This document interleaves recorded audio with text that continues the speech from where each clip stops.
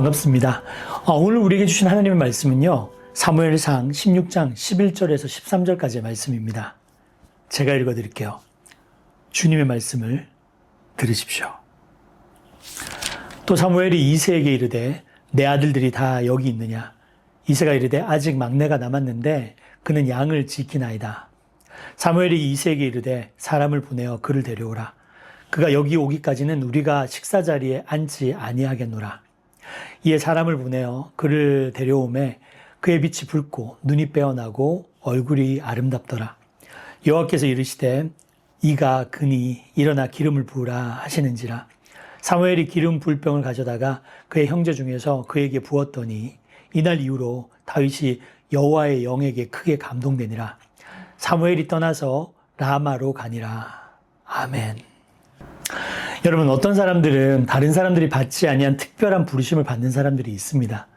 다윗처럼 말이에요. 그는 왕으로 부르심을 받죠. 원래 고대 사회에서는 왕은요, 부름받는 것이 아니라 계승되는 겁니다. 왕의 첫 번째 아들이 그 다음 왕이 될 확률이 높지만 때에 따라서 왕자들 가운데 가장 똑똑한 사람이 그 다음 왕으로 결정되기도 합니다. 그러니까 왕은 부름받는다는 그런 생각보다는 계승된다는 생각이 크게 지배하고 있던 그런 시대였어요. 게다가 이스라엘에는 이미 왕이 있었죠. 사울이라는 키도 크고 잘생긴 왕이 있었습니다. 그는 이스라엘에 처음으로 왕으로 부르심을 받은 사람이에요. 하지만 우리가 기억해야 될 부분이 하나 있는데, 우리를 부르시는 하나님은요, 너는 더 이상 아니라는 말씀도 하시는 분이에요. 어쩌면 우리 믿는 사람들이 가장 집중해서 기도해야 될 그때는요, 사명을 받을 때가 아니라 사명을 내려놔야 할 때예요.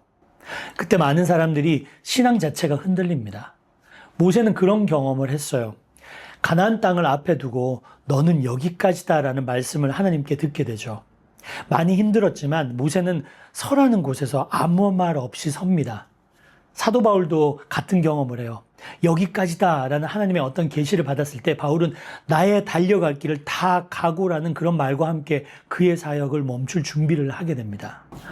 그러고 보면 우리 믿는 사람들은요, 떠날 때, 내려놓을 때 정말 기도하면서 잘해야 될 것 같아요. 우리를 사명으로 부르신 그분이 우리를 또한 사명으로부터 내려놓기도 하시니까 그 순간에 기도함으로 잘 준비해서 거룩한 성도의 모습을 잘 유지할 수 있기를 주님의 이름으로 축원드립니다. 그런데 사울 왕은 그렇게 잘 못했어요. 그의 부르심이 정지되는 이유는 분명했습니다. 여러 사람들이 나이가 다 돼서 이제는 그 다음에 맡아야 돼서 그렇게 사명이 멈춰야 되지만 사울 왕의 이유는 다르게 해석돼요. 사울 왕이 교만해지면서 하나님의 말씀에 순종하지 않았거든요. 그러니까 하나님은 사울 왕이 아말렉 군대와 전쟁을 할 때 생명이 있는 모든 것은 다 멸하라고 말씀하시는데 사울은 스스로 판단하기를 그러면 아깝지 않은가, 좋은 것은 살려야 되지 않은가라고 해서 자기 마음대로 하죠. 그러다가 아말렉 왕 아각을 잡았는데 그를 살려두기로 해요. 이 상황 때문에 사무엘의 아주 유명한 가르침이 등장하죠. 여러분 한번 맞춰보세요. 순종이 뭐보다 낫고요? 제사보다 낫고 듣는 것이 순양의 기름보다 낫사오니라는 그러한 이야기가 남겨지게 됩니다. 하나님은 결국 불순종하는 사울의 후손을 통해서 왕위를 이어가는 것을 멈추시고 새로운 가문을 일으키셔서 이스라엘을 다스리도록 결정하십니다. 그때 부르심을 받은 사람이 바로 다윗이에요. 이 상황을 두고 시편 78편 70절에서 72절까지 보면은 이렇게 기록하고 있습니다. 또 그의 종 다윗을 택하실 때 양의 우리에서 취하시며 전양을 지키는 중에서 그를 이끌어내사 그의 백성인 야곱, 그의 소유인 이스라엘을 기르게 하셨더니 이에 그가 그들을 자기 마음의 완전함으로 기르고 그의 손의 능숙함으로 그들을 지도하였도다. 여러분, 부르심을 받을 때 다윗의 나이가 몇 살 정도 되었을 거라고 생각하십니까? 참고로 이때 다윗은 결혼하지 않았어요. 결혼도 한참 후에 하죠. 우리식으로 말하면 다윗은요, 부르심을 받을 때 아직 얼굴이 발그스렘하고 눈이 반짝거리는 소년이었어요. 10대였습니다. 중요한 것은 아무도 그가 왕으로 부름받아서 이스라엘 백성을 다스릴 통치자가 될 거라는 것을 아무도 예상하지 못했다는 거예요. 더 정확하게 말하자면 그는 아무에게도 주목받지 못했습니다. 그런데 하나님은 그를 주목하고 계셨어요. 그의 사람 됨됨이를 보시고 그의 중심을 바라보고 계셨습니다. 그리고 그를 왕으로 부르시죠. 여러분, 부르심에 관해서 우리가 이해하고 넘어가야 될 또 하나가 있는데, 하나님은요, 부르심을 주실 때 하나님만의 기준이 있으세요. 우리가 다 이해할 수는 없어요. 하나님이 어떤 기준을 가지고 그렇게 사람을 부르시는지, 나를 부르실 때도 이해가 안 되지만 그를 부르실 때도 잘 이해가 안 되는 케이스가 종종 있습니다. 하나님께서는 사무엘을 베들레헴에 있는 이새의 집으로 가서 그의 아들 중에 하나가 기름을 부어서 왕으로 세우라는 말씀을 하십니다. 그때 사무엘의 반응이 어땠는지 아세요? 사무엘상 16장 2절에 이렇게 나와요. 사무엘이 이르되 내가 어찌 갈 수 있으리까? 사울이 들으면 나를 죽이리이다. 그러니까 사울 왕이 지금 멀쩡하게 살아있는데 내가 누군가를 다시 왕으로 세우기 위해서 그에게 기름을 붓는다, 이거를 우리말로 역모라고 그러잖아요. 어떻게 감히 이런 일을 할 수 있겠습니까? 정말 역적이 되어서 삼족이 멸할 수 있는 그런 일이잖아요. 그래서 사무엘이 굉장히 두려웠습니다. 여러분, 때로는요, 하나님의 사람을 선택하고 세우고 훈련하는 그런 일들은요, 위험을 동반하기도 합니다. 그러나 사무엘이 하나님의 말씀을 어떻게 거역하겠어요? 그래서 그는 목숨을 걸고 하나님의 부르심을 전달하기 위해서 베들레헴으로 갑니다. 그리고 왕을 보러 왔다는 말은 비밀로 붙이고 대신 제사를 드리러 왔는데 이새의 아들들을 정결하게 하고 전부 다 불러 모아라라고 얘기하죠. 그래서 이새의 아들들이 모였을 때 처음에 제일 큰 아들 엘리압을 보고 이 사무엘이 자기의 기준이 발동하는 거예요. 이놈이다. 얘가 아주 괜찮을 것 같다. 얘가 왕이 될 수 있을 것 같다. 임금의 상이다 하면서 아마 키도 크고 잘생겼던 모양이에요. 하지만 하나님께서는 그의 외모를 보지 말라, 하나님의 기준을 들이대시고 있는 거죠. 그때 하나님이 그 유명한 말씀을 남기십니다. 사람은 외모를 보거니와 나 하나님은 어디를 본다고요? 중심을 보느니라. 존 스토트는 하나님의 기준에 대해서 에베소서 강해에서 이렇게 이야기합니다. 하나님은 우리의 공로 때문이 아니라 그분의 자비 때문에 우리를 부르십니다. 하나님의 선택은 우리의 자격이 아니라 그분의 은혜에 기초합니다. 하나님이 선택하실 때 인간의 기대는 무너지고 인간의 기준은 흔들립니다. 하나님만의 부르심의 기준이 있다는 거예요. 그렇게 7명의 아들을 순서대로 하나씩 사무엘 선지자 앞에 섰지만 하나님은 이도 아니고 저도 아니고 하나님의 기준이 맞지 않다라고 말씀하십니다. 그래서 사무엘이 다 지난 다음에 그의 아버지 이새에게 묻죠. 이게 다냐고. 그제서야 이새가 실토를 하는데 아들이 하나 더 있는데 이 아들은 지금 들판에서 양떼를 돌보고 있습니다. 그러죠. 여러분, 이게 무슨 뜻인 줄 아세요? 아버지도 몰라본 거예요. 아버지도 얘는 아니다라고 생각했던 거죠. 다윗이 중요하지 않았던 거예요. 근데 여러분, 우리가 별로 중요하지 않다라고 생각하는 바로 그 자식이 우리를 먹여 살릴 수 있는 자식이 될 수 있어요. 우리가 별로 얘는 과연 커서 뭐가 되겠나 싶은 아이가 우리 교회와 우리나라의 지도자가 될 수 있다는 사실을 명심하시길 바랍니다. 심지어 여러분의 눈에 보기에도 참 얘는 나중에 뭐가 될까 싶은 애인데도 이 아이를 잘 기르실 필요가 있어요. 사무엘이 그를 데려와서 내게 보여주기 전에 내가 밥도 먹지 않고 여기서 기다리겠다 그러니까 그제서야 다윗을 데리고 옵니다. 그때 하나님께서는 이 사람이 다음 왕이다라고 말씀하시죠. 그러니까 사무엘도 기대하지 못했고 아빠도 다른 형제도 주목하지 않았던 이 아이를 하나님께서 오랫동안 주목하고 보고 계셨던 거예요. 저는 이 말씀을 읽으면서 소름이 쫙 끼치더라고요.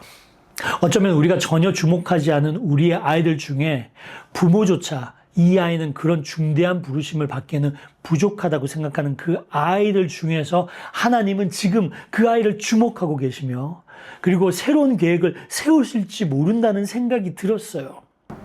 C.S. 루이스는 영광의 무게라는 책에서 이렇게 얘기합니다. 이 세상에는 평범한 사람이라는 존재가 없습니다.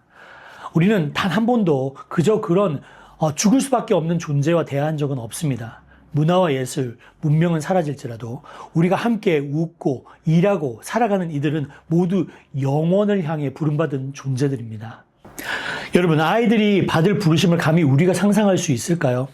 그 아이들을 위해서 세워놓으신 하나님의 엄청난 계획들을 우리가 다 상상할 수 있겠어요? 여러분, 우리끼리 어른들끼리 신경 쓰고 있는 바로 그 시간 동안에 하나님은 청소년에게 그리고 어린아이들에게 주목하시고 그들을 하나님의 나라의 일로 그리고 나라를 세우는 일로 그들을 사용한다는 것을 여러분 믿으시길 바랍니다. 하나님은 지금 놀라운 계획을 가지고 계세요. 혹시 내 아이가 그렇게 하나님의 부르심을 받는다면 사무엘처럼 목숨을 걸고 이 아이를 세울 각오를 내가 그리고 교회가 하고 있는지 확인할 필요가 있죠. 지금은 장난꾸러기에 잠꾸러기에 핸드폰이나 들여다보고 있는 애지만 만약 그 아이의 중심에 하나님을 사랑하고 사람을 사랑하는 마음이 있다면 부모님들이 마음의 준비를 단단히 하시기를 주님의 이름으로 축원드립니다. 언젠가 하나님께서 그를 교회와 민족의 지도자로 불러 쓰실 수 있어요. 그래서 우리는 다윗의 부르심의 자리에 다윗을 쏙 빼놓는 이새 같은 아비가 되는 것이 아니라 우리 아이들을 끊임없이 예배의 자리로, 말씀을 듣는 자리로, 그리고 하나님의 부르심을 들을 만한 자리로 자꾸만 불러놔야 되는 거죠. 우리가 보기에는 이 아이는 잘 될 거야 라는 확신이 선 아이들도 있지만 얘는 아니야 라고 생각되는 아이들도 있어요. 하지만 하나님은 완전히 다른 하나님만의 기준을 사용하십니다. 그러니까 그 하나님의 높고 깊으신 뜻을 다 이해하지 못하는 우리는요, 그저 최선을 다해서 우리의 아이들을 말씀으로 잘 인도하고 양육할 필요가 있다는 거죠. 또 말씀에서 배우는 것이 하나 있습니다. 왕으로 부르심을 받는다는 것은 굉장히 화려한 일이에요. 어떻게 보면 우리가 굉장히 부러워할 일일 수도 있어요. 그러나 여러분, 다윗이 이렇게 왕으로 부르심을 받은 직후에 왕이 된 게 아닙니다. 하나님의 부르심을 받았지만 그 이후로 다윗은 10년이 넘도록 죽음에 맞서서 쫓겨다녀야만 되는 그런 신세로 전락하게 됩니다. 아주 지독한 고생을 해요. 하나님의 부르심을 받아서 그의 사명을 감당하기까지 다윗은 정말 죽음의 순간 한 발자국까지 다가선 적이 수도 없이 많았습니다. 하지만 그런 기간을 통해서 다윗은 하나님을 더욱 의지하는 법을 배우고 그러한 과정을 통해서 다윗의 주변에는 훌륭한 조력자들이 계속 모이게 되죠. 여러분, 하나님의 계획은 우리가 감히 상상할 수 없는 거예요. 혹시 여러분의 자녀가 지금 굉장히 큰 고난을 겪고 있다든지 여러분 스스로가 어떤 고난 가운데 있다면 하나님께 이러한 기도를 좀 드려야 될 것 같습니다. 하나님, 주님께서 나를 택하시고 부르신 그 사명이 있다면 내가 이 고난을 뚫고서라도 그 사명을 감당하게 주님 인도하여 주시옵소서. 제임스 패커는 고난 가운데 기다림에 대해서 이렇게 이야기를 합니다. 하나님은 종종 우리를 기다림의 시간으로 부르십니다. 이 기다림은 낭비된 시간이 아니라 하나님께서 우리를 빚고 낮추고 맡기실 일을 준비시키시는 시간입니다. 성취가 더딘 시간은 오히려 성숙을 빚는 하나님의 훈련의 때가 많습니다. 하나님의 부르심을 받는 아이들, 특별히 우리 청소년들이 고난의 시간을 지날 때에도 우리가 든든하게 그 아이들을 붙잡아주고 곁에서 함께 기도해주는 위대한 조력자가 될 수 있기를 주님의 이름으로 축원드립니다. 내가 아닌 누군가가 하나님의 일을 감당하도록 부르심을 받을 때 그를 돕고 훈련하고 격려하는 그런 일을 감당할 수 있기를 여러분 바라요. 우리와 우리의 아이들을 위해서 하나님께서 엄청난 계획을 세우셨을 수도 있고 지금의 다윗이 지나가는 고난의 시간을 우리 아이들이 지금 지나가고 있을 수도 있어요. 그들의 부르심을 무시하지 말고 우리가 도울 수 있기를 바랍니다. 부모님들이 열심히 기도하여서 이 미래의 다윗들을 잘 지켜낼 수 있기를 주님의 이름으로 축원드립니다. 사랑하는 여러분, 하나님은 지금도 누군가를 부르고 계십니다. 우리가 보지 못하는 곳에서 우리가 예상하지 못하는 방식으로 우리가 상상할 수 없을 만큼 놀라운 계획으로 사람을 일으키고 계십니다. 그리고 그 부르심은 단지 특별한 누군가만의 몫이 아닙니다. 하나님은 지금 우리의 가정에서, 우리의 교회 안에서, 그리고 우리의 아이들 가운데 새로운 다윗을 준비시키고 계십니다. 그러므로 사랑하는 여러분, 우리가 해야 할 일은 단순합니다. 눈을 크게 뜨는 것, 그리고 하나님의 시선으로 다시 바라보는 것입니다. 지금은 작아 보이는 그 아이, 늘 장난만 치는 것 같은 그 아이, 집중도 잘 못하고 신앙도 아직 서툴러 보이는 그 아이가 혹시 여러분의 가정에 주신 하나님의 다윗일 줄 누가 알겠습니까? 우리는 다 알 수 없지만 하나님이 이미 보고 계시고 이미 세우고 계시고 이미 준비하고 계십니다. 중요한 것은 우리가 하나님이 일하시는 현장에서 빠져있지 않는 것, 그리고 하나님이 부르신 사람들을 알아보고 함께 세워주는 조력자가 되는 것입니다. 사랑하는 여러분, 우리가 사무엘이 되기를 바랍니다. 우리의 자녀가, 우리의 청소년이, 우리 교회 안에 있는 누군가가 하나님의 부르심을 받을 때 그 옆에서 믿음으로 기름을 붓고 축복하며 끝까지 동행하는 사람, 그 사람이 바로 우리가 되기를 소망합니다. 그리고 혹시 지금 여러분의 삶에도 이해되지 않는 과정이 있다면, 고난이 깊어지고 길이 보이지 않고 기도에도 응답이 늦어지는 것처럼 느껴질 때가 있다면 이 말씀을 꼭 기억하시기 바랍니다. 하나님이 부르신 사람에게는 반드시 준비의 시간이 있다는 것. 그 시간을 통과하는 동안 하나님은 우리를 단련시키시고 돕는 사람을 보내주시고 결국에는 그 부르심의 자리로 우리를 이끄신다는 것. 그러니 여러분, 포기하지 마십시오. 여러분 자신도 하나님의 부르심 안에 있는 사람입니다. 그리고 여러분의 자녀도, 우리의 청소년도, 그리고 에마우스의 다음 세대도 모두 하나님의 깊은 계획 속에 있습니다. 허드슨 테일러는 그의 자서전에서 이런 이야기를 합니다. 하나님의 일을 하나님의 방식으로 한다면 하나님의 공급이 부족함을 겪는 일은 결코 없습니다. 우리가 하나님의 부르심을 따라갈 때 우리의 부족함은 오히려 하나님의 충분하심이 드러나는 무대가 됩니다. 오늘 말씀을 마무리하며 여러분을 축복합니다. 하나님께서 여러분의 가정과 자녀에게 이미 준비해 놓으신 부르심이 반드시 이루어지기를, 그리고 우리가 그 부르심을 알아보고 세우는 사무엘의 공동체가 되기를 주님의 이름으로 축원드립니다.